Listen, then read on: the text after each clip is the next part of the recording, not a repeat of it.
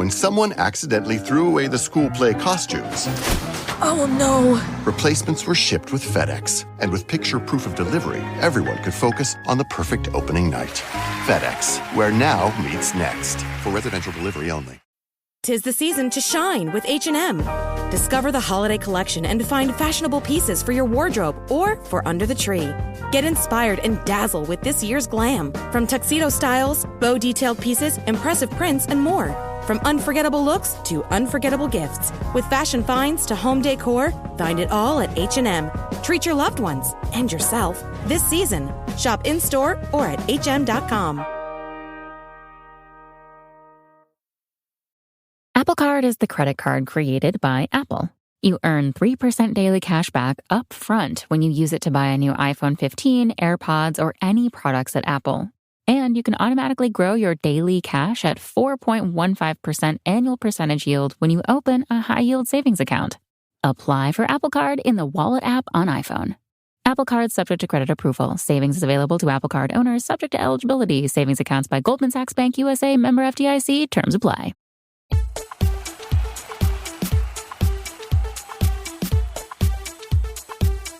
Hello and welcome to the 1865 match report. It finished Forest 2, Brighton 3 as Steve Cooper's Reds were beaten for the first time at home in the Premier League this season. Brighton coming away from the City ground with all 3 points after a frenetic and dramatic game. A disappointing defeat for Forest as we'll go into. Brighton were down to 10 men and Forest rallied close to the end of the game, the last 15-20 minutes, but couldn't find the equaliser and couldn't salvage something from this match. The result leaves Forest 14th in the Premier League, 8 points clear of the bottom 3, and we're recording on Sunday morning. So as it stands, Forest are 14th and 8 points clear of those bottom 3 relegation places. I've got Baz with me to look back over the game. And first of all, Baz, just a quick look at the Forest team news then. So 2 changes from the West Ham defeat. DeLillo in for Sangare and Wood in for the injured Taiwo Awoniyi. Now, Sangare looks like he's picked up quite a severe illness on international duty and hasn't been able to recover in time. So Danilo coming in, I think, was probably the best option, but I think it was a blow losing Sangare. Definitely. I think, well, I mean, we can talk later on about how Danilo performed, but I think the way we set up was slightly different as well, where Dominguez and Mangala both played as sort of like holding midfielders, like the whatever double pivot kind of thing, and Danilo a bit in front of them, which I guess was a tactical thing to try and deal with the way Brighton play. But I think that we were overrun in midfield, especially in the first half, and it would have been interesting to see if Sangare could have made a difference there, especially when we were struggling to keep possession. Definitely. And also the change up front, so Taiwo Awoniyi is now out for up to 3 to 4 months, which is a massive blow, because I think we just look a better team when Awoniyi's in there. And that's no disrespect to Wood or Origi, but I think he's so important to the way we want to play. Especially with, and the thing that he gives us is he gives us a way of keeping possession. Yeah. Which, again, we struggled with. We did, yeah. And I think he gives defenders a lot more to think about, and in turn helps us to have more control in the game and in the midfield in particular. So, yeah, another big blow for Forest to have to contend with. But in this game, Forest had the perfect start. They were in front after 3 minutes, and it was Gibbs-White who drove into space and down the right-hand side, put a cross in. It was over the head of Chris Wood, who had the attention of 2 Brighton defenders, and Anthony Elanga at the back post placed a header into the far corner, and it was an ideal start and a nice goal, actually. Well taken. Yeah, it was a very, very good goal. I thought, I think it was Lamptey who was supposed to be marking Gibbs-White, who was kind of playing on the right. And I'm guessing he'd been told, or they were expecting Gibbs-White, not being a winger, to cut inside. So he gave him acres of space to run into, put in a really, really good cross. I'm sure that the Brighton defenders were like, yep, Wood's the threat here. And so they left Elanga completely unmarked at the far post. Yep, perfect start for Forest. 1-0 up after 3 minutes. But after that, Forest never really built on that lead. And Brighton gradually took control of the game. And we know that they are very, very good at holding on to possession and moving the ball around their defence to take the sting out of a game, but also wait for you to pounce and press, and they'll play through you that way. But I think from Brighton's point of view, they got better once they had to make this early change, which was Ansu Fati. He went down and was holding his leg, and he was replaced by João Pedro. And within 5 minutes of that... bloke next to me went, it doesn't get any better, does it? No. So within 5 minutes, Brighton had equalised, but I think the goal was coming before then anyway. So Brighton, you could see Brighton were building up ahead of steam, but I did say, I think we've got like another goal in us definitely here, because there was like a couple of half chances that we managed to get them on the break, but they hadn't really created anything. Mm-hmm. But you could see them sort of taking control of the game, and the bloke next to me went, yeah, we might have one in us, but they've got at least two in them. So yeah. And then, so the goal itself, and this is the pattern more than anything, especially in the first half, was we were struggling to keep possession. And we just mentioned about how Taiwan makes a difference in that, how Sangare could have made a difference in that. But the goal itself came from Danilo trying possibly a slightly over-ambitious pass, which went straight to one of their midfielders, and then they just broke quickly. And it was the first one was Ferguson, wasn't it? Yeah. And the pass to pick out Ferguson in our box was absolutely amazing. And then his finish was absolutely amazing as well. So, I mean, you could argue that he shouldn't have had as much space as he had in the box, but we were out of position because we just lost the ball. And if you were being really picky, you could say that Niakate could have got closer to him, but I still think Ferguson had a lot to do to score from where he was, to pick the corner out and was placed the ball past Lacademos. So no, I think really that was just a good goal, and certainly the finish was as well. So yes, Brighton. As I say, it all started from us losing possession, giving possession away cheaply. Yeah, and that seemed to be a common theme in that first half. And at half time, we were talking amongst ourselves and saying that Forest looked like a championship team again, and we're really struggling to compete against Brighton. And there was a definite gulf in class. Well, as I said, they look like they're 3 divisions above us. There were points as well. So not only could we not pass the ball to our own players and keep hold of it, but when their midfield decided to motor through us, we couldn't touch them. We couldn't even like get close to making a tackle on them. It looked like a massive gulf in class between the two sides. And Brighton, just before the break, it went 2-1 up, and it was a header from Pedro who'd come on. He beats Aina in the air and nods it in from the penalty spot. Powerful header, actually, from the penalty spot. It was a cross from Pascal Gross on the right-hand side. You know, I look at a goal like that, Baz, and I think you can't be conceding a header from the penalty box like that. It just felt very easy for him to have that space and beat Aina in the air and score. When it happened, I thought Aina had been tracking Pedro, but Pedro had got the wrong side of him, and that's why it happened. But having seen it on the telly last night, Aina wasn't anywhere near him and had to come towards him to get close to him. So basically, Pedro had been unmarked, and that's like it's a self-inflicted goal in that way. I mean, it was really well taken. The pass from Gross, I think it was Gross that passed to Ferguson as well. So he'd obviously had a very, very good game, but yeah, we could have done better, and we should have done better. And I think in his post-match interview, Cooper alluded to that Forest had been poor in the first half, and he wasn't happy with that performance. So 2-1 at half-time, and after the break, again, the game had a similar pattern to it up to the hour mark when Brighton were awarded a penalty. And this was a ball that was hoisted in towards the back post. The ball was nodded across, and Chris Wood was adjudged to have pulled down Pedro in the penalty area. Penalty awarded, and Pedro stepped up and sent the keeper the wrong way to score and make it 3-1. Now, I think the penalty is soft, but I think it's a penalty. I'm more inclined to say that it's one of those, if you're going to give it, then you've got to give 3 or 4 penalties a game. What do you think? I think, so when it happened, everyone was around me was utterly confused. It's like, what's he giving it for? And then behind where I sit, there's some of those big posh boxes, and you can just see the TV screen. If you like turn backwards and then look upwards, you can just see the TV screen, and you could I couldn't see who it was, but you could clearly see this hand pulling on Pedro's shirt and dragging him to the ground. And I don't know the exact rules anymore because it's all got much more complicated. But as far as I'm concerned, you commit a foul like that, then you give away a free kick. So if you commit a foul like that in the box, then you give away a penalty. That seems to me pretty simple.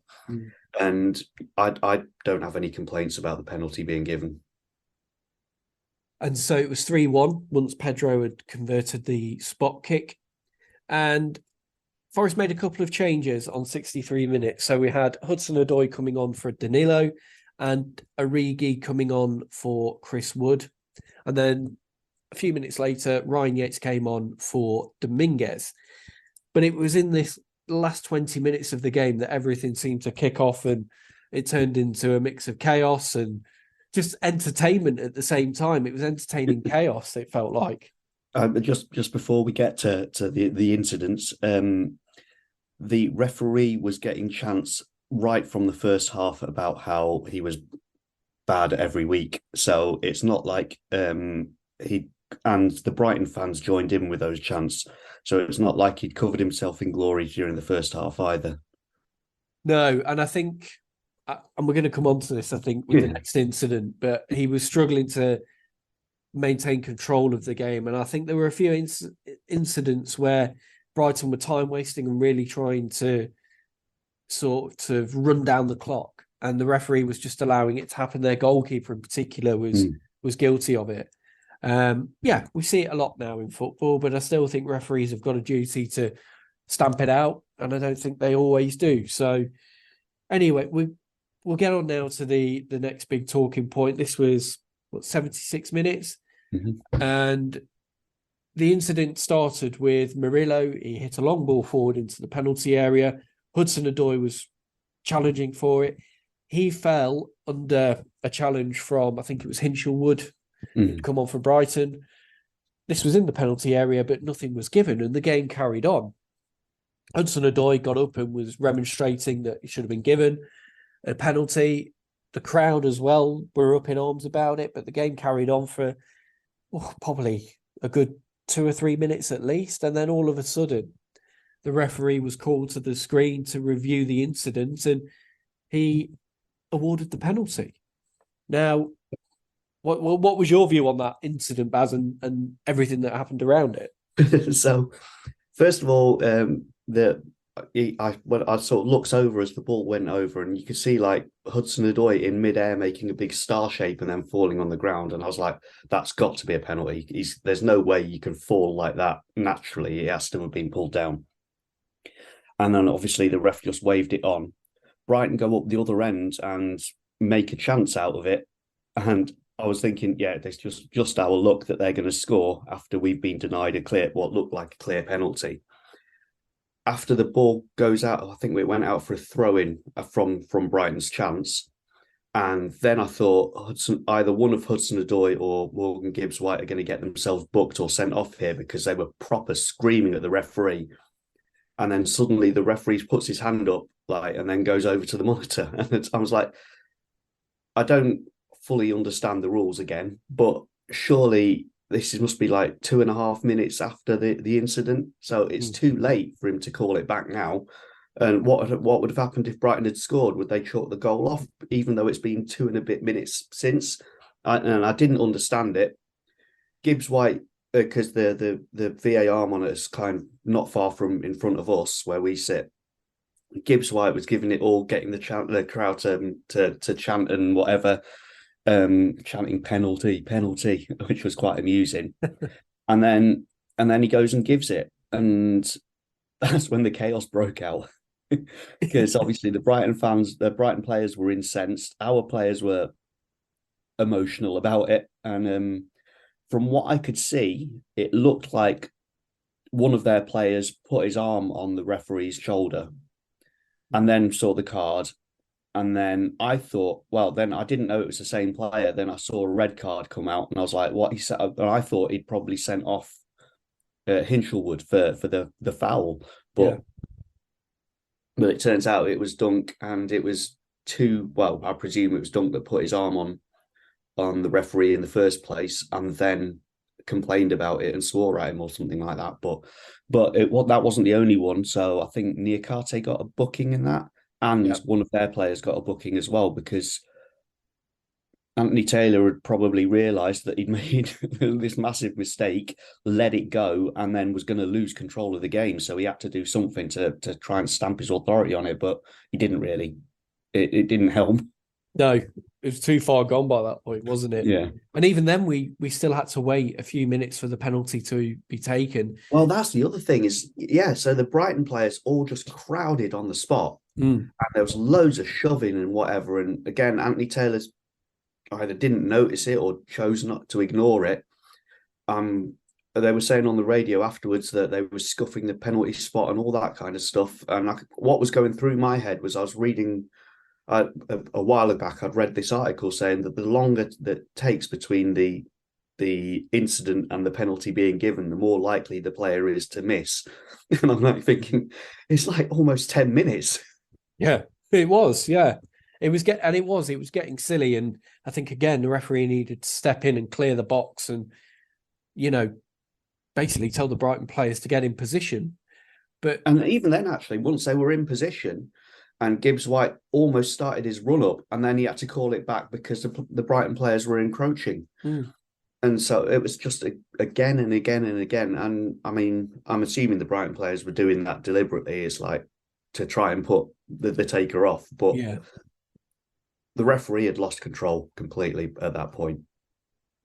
And Gibbs-White, to his credit, in amongst all that, just stood away from it, composed himself, and took the penalty well, sent Verbruggen the wrong way, and scored. And at 3-2, with about 15 minutes left, plus half an hour of injury time that was going to come, it felt like Forest did have an opportunity, and Forest did press in those last 15, 20 minutes and really, really had a go at Brighton, I thought, and put proper pressure on them as well.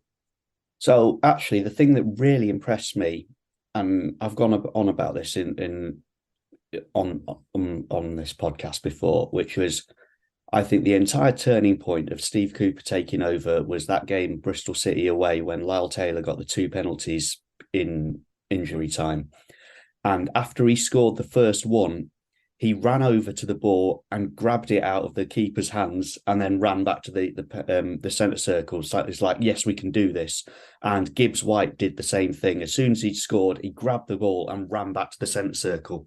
So you could see the players were fired up and ready, and they had this belief that we could do something out of it. And we absolutely took the game to them. I think pretty much all the last 20 minutes was played, well, apart from a few incidents that we'll talk about, was played right in Brighton's half. I don't think, apart from our Odysseus, we didn't have a player in our half for most of that time. No, and Brighton with 10 men had to do some serious defending, actually. And I think to their credit, they set up well in that last 15 minutes and made it difficult for Forest to create chances and get the ball and move the ball around and try and play through them. Well, I have to say as well, I mean, I think overall our performance was poor, and even though we took the game to them, we didn't do as well or do as much as we could have done. There was a number of times where the ball, we'd failed to find a way through Brighton. The ball would spill out to Ola Aina, who was like our man who was furthest back, who was in a bit of space. He would look up for a pass, and none of our players were moving. So the Brighton players would just move in to block his passing lanes, and he would have no option apart from to play it square or to play it back, because we were so static. So even when we were fired up and ready to go,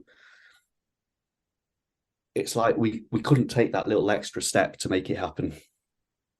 And do you think that is just a lack of quality on Forest's part, or a lack of composure, do you think, in the moment? I don't know, because like there was one point I even noticed this and I was surprised, was Aina had the ball and Yates was kind of ahead of him, vertically ahead of him, and Yates moved behind the Brighton defender, and it was almost like he was moving away from receiving the ball. And I don't know if that's like a belief thing or something. It felt like we could have done better. And if it's not that we didn't want it, but I don't know. It's like we kind of shot ourselves in the foot there. And we had 10 minutes of added on time at the end of the game, and with 2 minutes of that time remaining, came the big chance for Forest, and it fell to Ryan Yates. It was Hudson-Odoi. He came sort of cut inside from the left wing, put the ball towards the back stick. I can't remember who nodded it across now, but it went to Yates, middle of the box, 6 yards out, gets a powerful header in, and Verbruggen saves it. But I do think Ryan can do better with the header. I think either side of the keeper and it's in. And it wasn't like he was marked by a player and really was jostling to get anything on the ball. He had the space to get a good connection on it. And I think really that's got to go in, and that would be the equaliser. What do you think, Baz? Yeah, I mean, I didn't notice it was Yates as it went in, but it was one of those where you think it's in, and then your head's in your hands, and I don't know quite. Yeah, he should have done better with that. I mean, you could argue that maybe that's never really been. I mean, we sing Yates' scores were in the trend, but he hasn't been a prolific goal scorer, even when he breaks in late. And more often than not, he does miss his chances when he breaks into the box like that. So it's maybe something that, again, he needs to look at. I know he put a lot of work into it last season. Yeah, maybe it's just a little bit rusty, but yeah, that was a prime opportunity to get something out of the game.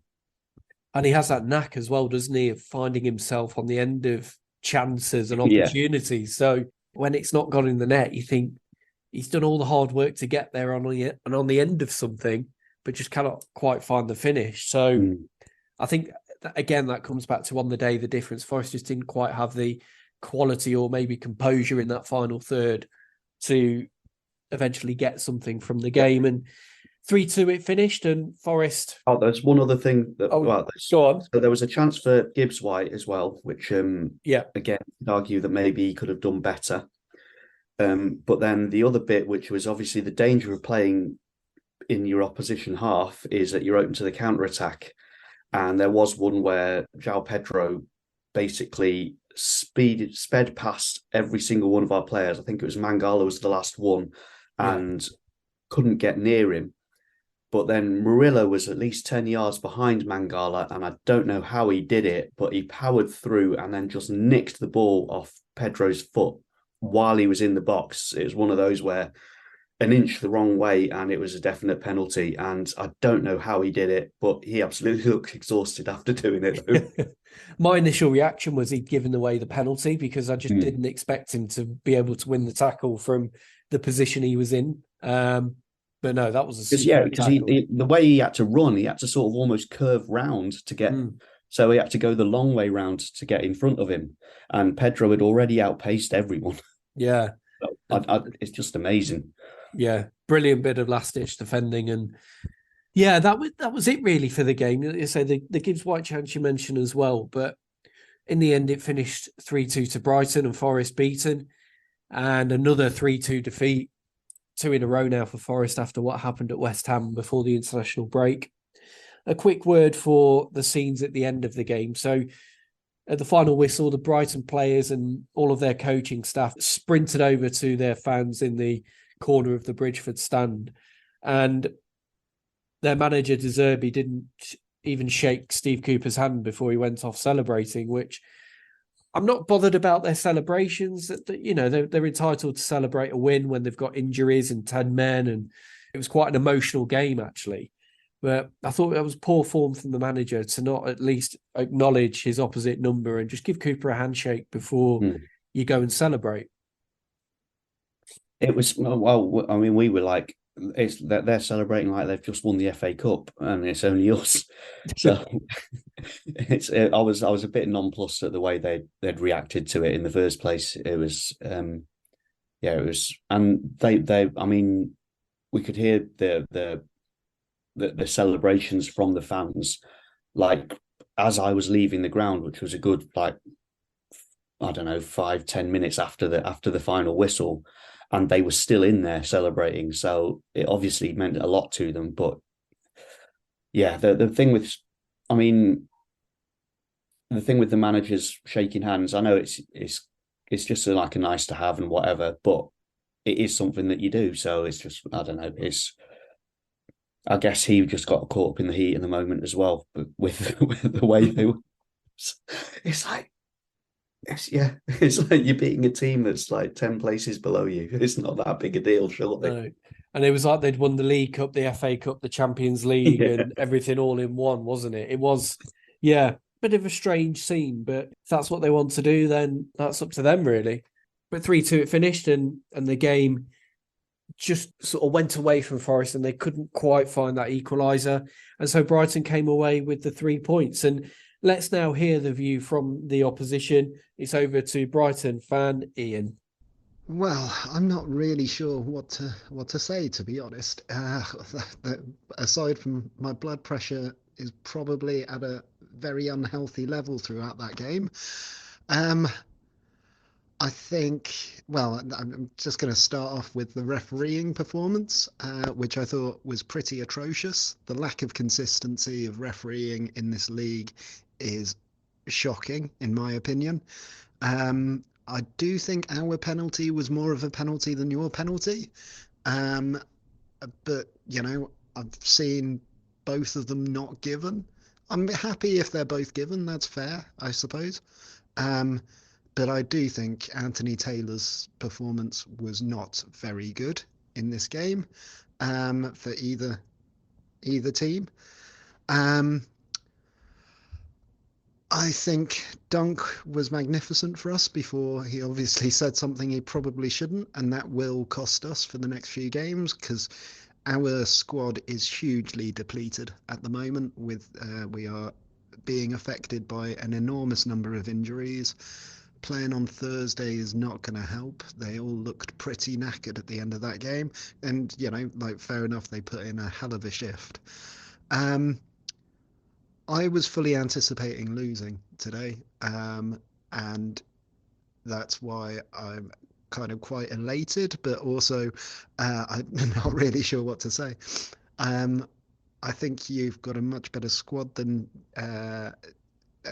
last year, and I was impressed by the way you go about football. Actually, a lot of teams playing Brighton really try and just not play football, and I don't think that you were like that today. I think fair enough, you play a different style of football to us, but it wasn't negative football that I'm quite used to seeing now, which is a real shame. I think that's probably about all I can muster at this point in time. What a game, though. Must have been incredible for a neutral. Bad luck, and I'm kind of hoping I don't see too many of those this season, because I'm not sure my heart will last, to be honest. But I'm elated. Good luck with the rest of the season. I think you guys are going to do fine. You got a good manager. And, it was an incredible atmosphere today.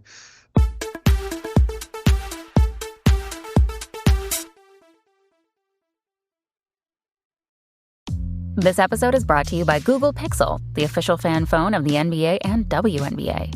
The new Pixel 8 and Pixel 8 Pro are built different. How? Take the Audio Magic Eraser tool. It helps block out distracting crowd noise so your play-by-play commentary sounds crystal clear. The only phone engineered by Google brings out the audio you care about, so your videos sound as crisp as they look. Learn more at googlestore.com/pixelnba. Audio Magic Eraser requires Google Photos app. May not work on all audio elements. For the 23-24 season, 1865, the Nottingham Forest podcast is sponsored by Green King Sports, where football is more than a game. Green King Sports venues are showing every televised Forest fixture over the course of the season. So, next weekend, instead of turning to the internet for a dodgy stream, get your mates together and get down to your local Green King pub and get closer to the action. This season, they have launched the Green King Sport Instagram page, which is home to fan content, deals and competitions throughout the season. They've already given away Champions League final tickets and signed shirts, so you don't want to miss out. Drop them a follow on Instagram and you'll be the first to know about all this, and you'll also be helping us at 1865, the Nottingham Forest podcast. Now it's back to your match report. The 1865 match report. Welcome back. So, while we're still wrapping up the game, Baz, you wanted to touch on something regarding Morgan Gibbs-White.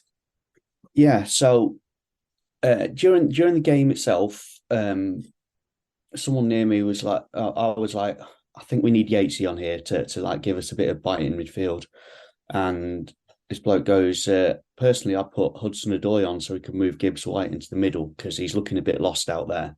And he was right. I mean, and that's what we did in the end. But so apart from that, in the first 3 minutes where Gibbs-White basically played as a winger and went outside the left back, I thought most of the time he was obviously fired up for the game. He's looked a little bit lackluster or a little bit out of it for some games this season, but today he was definitely fired up and he was playing as well as we know he can. But he also looked incredibly frustrated at being out on the right wing. And a big part of us coming back into the game was the fact that he moved into the centre. It's almost like it's a waste of him being on the right wing. And I think it's getting to him as well. He looked like he was really pissed off of that he was stuck out there. And he was doing all his little flicks and drag backs and all that kind of stuff to beat someone and then finding himself in a useless position where there was no options open to him.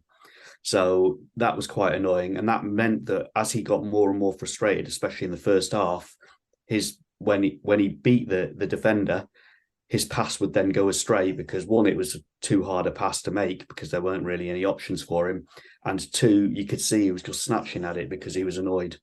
So we need to, and that's a problem with playing this sort of 4-3-3 kind of thing, is there's no space for him to play as a number 10. But today we were actually playing with two defending midfielders, so there was space for him. I wonder if even it might be worth, we could have played maybe, because Danilo didn't really do that much in the game apart from give a goal away. So I wonder if there was even a way that we could have maybe swapped them over if we had to have Danilo playing and maybe put Danilo out wide because Gibbs-White's wasted out there. And I wonder as well, Gibbs-White being out there, if that's had anything to do with Hudson-Odoi being injured. And obviously we don't have Brennan Johnson at the club anymore. So maybe now that Hudson-Odoi is working his way back in, he will take that spot on the right-hand side. Alanga will be down the left flank. And then we see Gibbs-White playing more centrally. I agree, actually. I think that's where he's most effective. So whether that's we decide to... But I don't see how that would fit with the midfield of like Mangala, Sangare and Dominguez. Well, that's it. Yeah. Who would you drop of the three? I'd probably say at the moment, assuming Sangare comes back fit for the next game, you'd probably say Dominguez. But it's a tough one because that midfield has been quite effective for us, giving us more control in games and just looking at more of a solid unit. So it's could be in a way a good problem for Cooper to have if Gibbs-White becomes more of an impact player from the bench, for example. Possibly, yeah. But then that one, I can't see that happening, and two, you kind of he's he's got the energy to run the entire game. So it's kind of a waste again, not using him. Yeah, it's be interesting to see now how that plays out as players begin to return from injury in those positions. Just a quick word as well for the atmosphere. You mentioned that the atmosphere felt different in this game.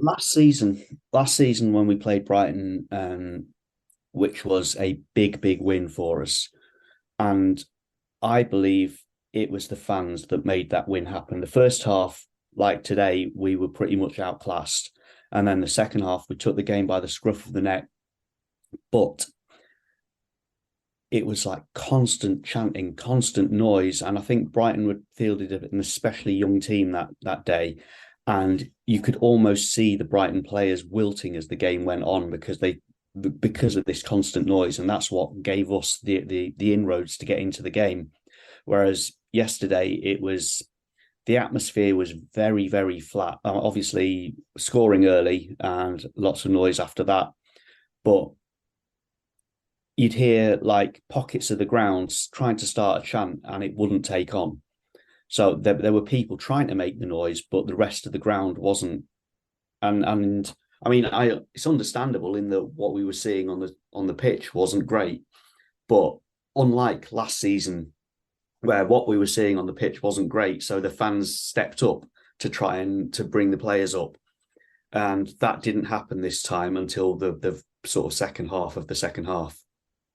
Yeah, I clocked it must have been around 60 minutes before I heard a chant really get going around the ground. And it was notable to me because I thought, I've been sat here for an hour and that's the first real chant that I've heard, which is not like the atmosphere at the City ground. And yeah, I think that's a bit of a shame, to be honest, and hopefully something that we can put right, because I still think the fans have got a big part to play in helping Forest achieve things this season. Yeah, and I wonder why it's that little bit flatter and so on. Is it because our expectations have been raised? The other thing to note as well is one of the things I really enjoyed last season was a lot of the chants were very, very funny.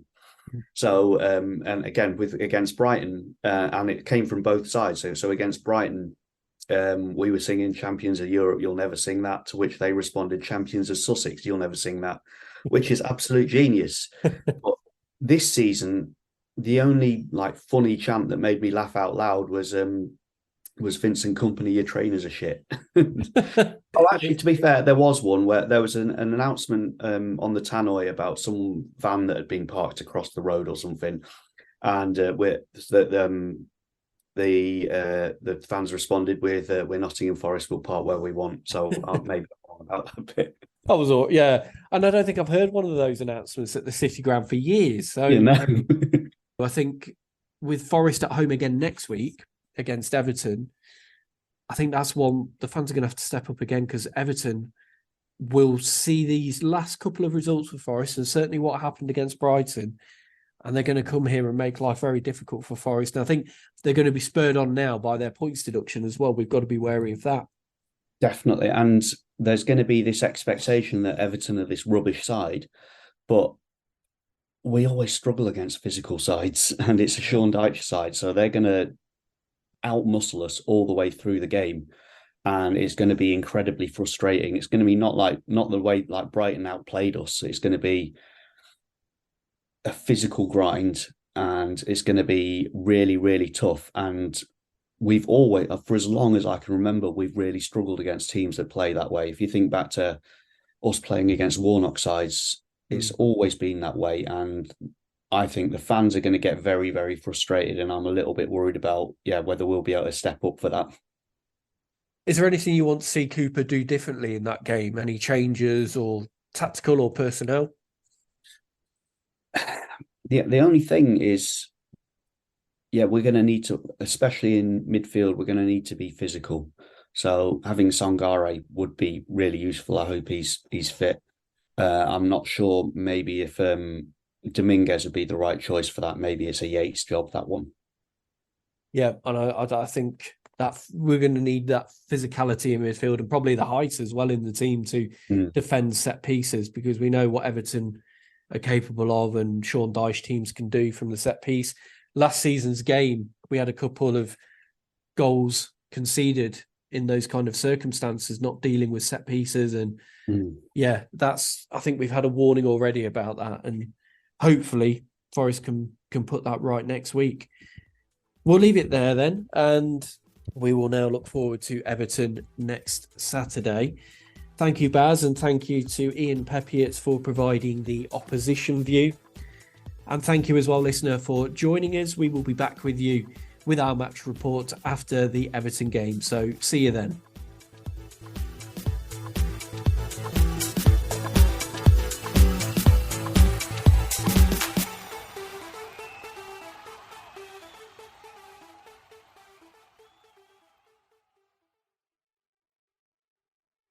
Sports Social Podcast Network.